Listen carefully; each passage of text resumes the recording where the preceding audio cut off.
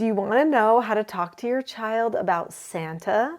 I'm Nicholeen Peck, and I teach all over the world about parenting, good communication, how to build strong family bonds, child development, and education, all through the lens of the principle self-government.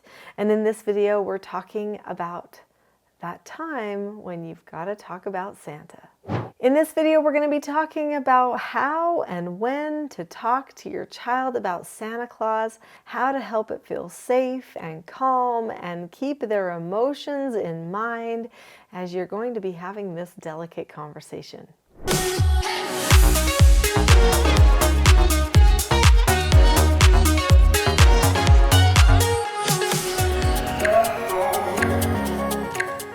The tradition of Santa Claus is such a fun tradition to have.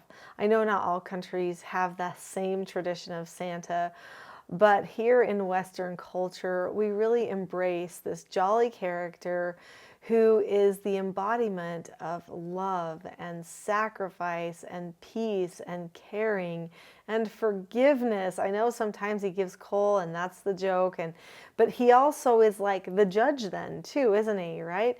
So there's this amazing character that we think is watching us all the time and is going to give us gifts or not on Christmas.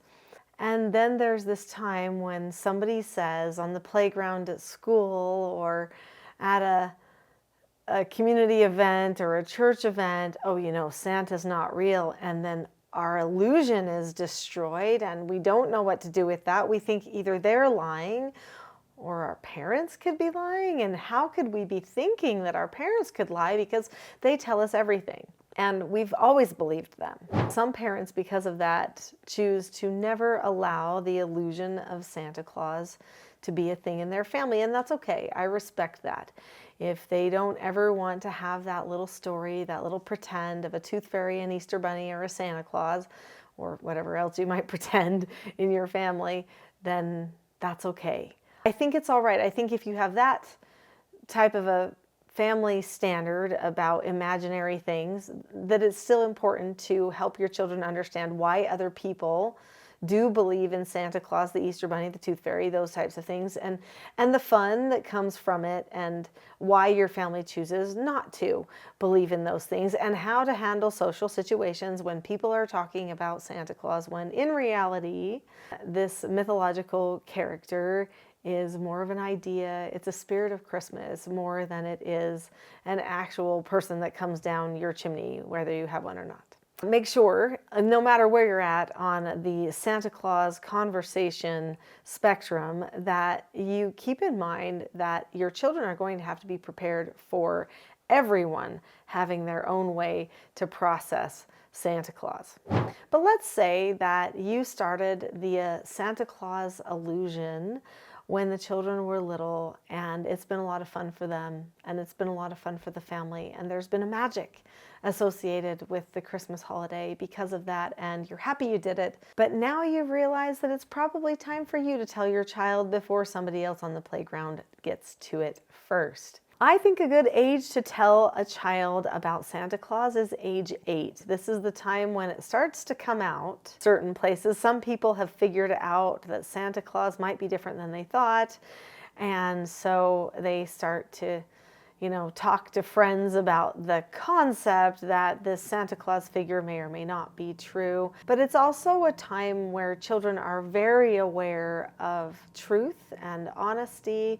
and they should hopefully be focusing on really being in alignment with truth. This is a time where a lot of children are tempted to lie, and so if they think that lying is okay and has been done to them all the time, then they might rationalize doing it themselves. So it's a good time to just have everything come into the light. Obviously, if you do it later, that's up to you, but I always picked age 8 for my children because it was a good age of accountability. When I talked to my child about Santa, I used a special book. So we had a Christmas book that I got when my children were very young. It was written by an author named Diane Adamson.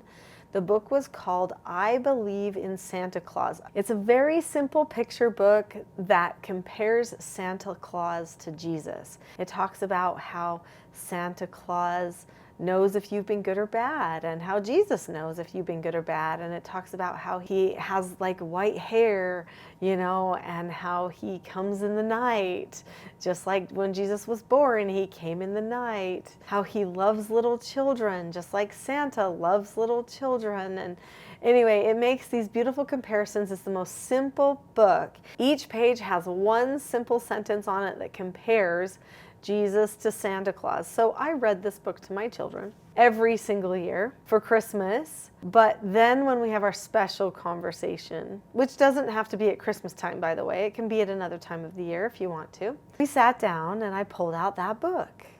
And I said, "Do you know this book?" And they said, "Yes." And I said, "Let's read this book." And then we would talk a little bit more about the comparisons of Santa and Jesus. And then I would look at my children and I would say, "I believe in Jesus and I believe in Santa." But Jesus is not physically here so that we can see him. And Santa isn't actually a physical person. Santa is an idea. It's a reminder of the idea of Jesus, and it makes Christmas fun and magical. But I still believe, even as an adult, in Santa. And that's why every year I buy special gifts and I write on them, "To Tommy from Santa." Because we all believe in the idea and the spirit of Christmas. We believe in this Santa idea together. Then I would probably talk about how I'm going to still keep believing in Santa and how I'm going to still keep writing on presents from Santa because I believe in Santa. And then I might ask my child if he has any questions about Santa Claus. I might also prepare my child ahead of time for hearing something that might feel a little bit like an upset or a no answer.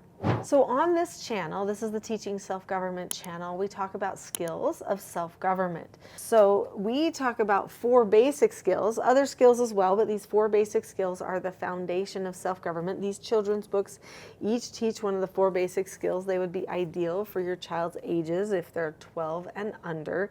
This book here, Porter Earns a Quarter, teaches the skill of accepting a no answer. So pre-teaching is a skill that parents can learn how to do for their children. I would pre-teach my child about how I'm going to tell them something that might be a little bit of a letdown or feel like a no answer.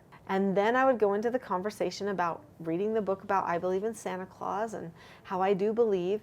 And then I would say, now, I know it can feel a little sad to think that maybe Santa doesn't actually come to our house. Hopefully we can be calm about that. We can accept a no answer. We can drop the subject about those feelings and we can just focus on what Santa represents, and maybe we can even be Santa Claus for somebody else this year. So that was something that I did with my children often, is each Christmas season we would find another person or another family that we could be Santa Claus for, and we would drop off gifts in a secret way and write that they were from Santa, because that's what Santa was all about caring about the needs of others. Children have a lot of expectations, and I know that having a conversation about Santa and changing that expectation about Santa can feel a little bit like a letdown.